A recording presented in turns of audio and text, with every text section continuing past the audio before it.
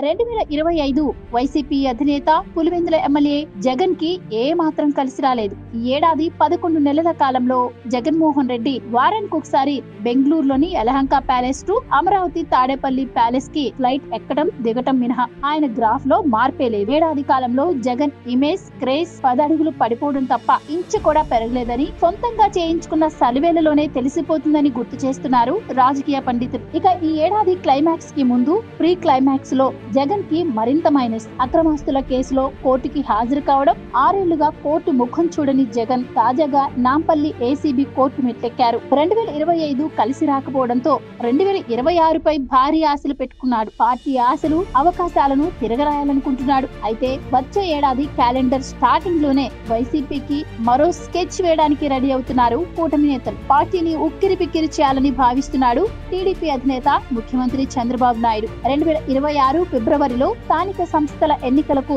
Notification ఇవ్వడానికి సిద్ధం చేస్తోంది కూటమి ప్రభుత్వం. ఫిబ్రవరిలో లోకల్ కోడ్ మొదలు పెడితే మార్చ్ లేదా ఏప్రిల్లో ఎన్నికలు జరుగుతాయి. స్థానిక ఎన్నికలకు వైసీపీ సిద్ధంగా లేదనేది ఓపెన్ ఫ్యాక్ట్. అంటే ముందే చేతులెత్తేయడం ఖాయం. పులివెందుల సహా దాదాపు అన్ని మున్సిపాలిటీలలో జెండా ఎగురవేయాలని చంద్రబాబు పక్కాగా వ్యూహాలు రచిస్తున్నారు. లోకల్ వార్ లో వైసీపీకి ఎంత నష్టం జరిగితే అది కూటమికి అంత లాభం. అప్పటికి చంద్రబాబు సర్కార్ పవర్ లోకి వచ్చి దాదాపు 2 ఏళ్లు అవుతుంది. ఈ 2 ఏళ్లలో జగన్ పార్టీ ప్రభావం తీసికట్టుగా మారుతోంది. సుమారు 150 నియోజకవర్గాల్లో వైసీపీ ఇన్ఛార్జీలు ఫీల్డ్ లో పోరాటం చేయకుండా చేతులెత్తేశారు. ఇక స్థానిక ఎన్నికలలో ఆ పార్టీ ఓటమి చెందితే ఆ ప్రభావం మరో ఏడాది పడనుంది. అంటే వైసీపీ నేతల ఆత్మస్థైర్యం, నైతికత దెబ్బతినడం ఖాయంగా కనిపిస్తోంది. అందుకే కూటమి నేతలు స్థానిక వారిని సీరియస్ గా తీసుకున్నారు. ఇలా 2026 ఏడాది ప్రారంభంలోనే జగన్ కి తొలి పంచ్ ఇవ్వాలని కంకణం కట్టుకుంది కూటమి సర్కార్. మరి ఏం జరుగుతుందో చూడాలి. Please subscribe to Leo news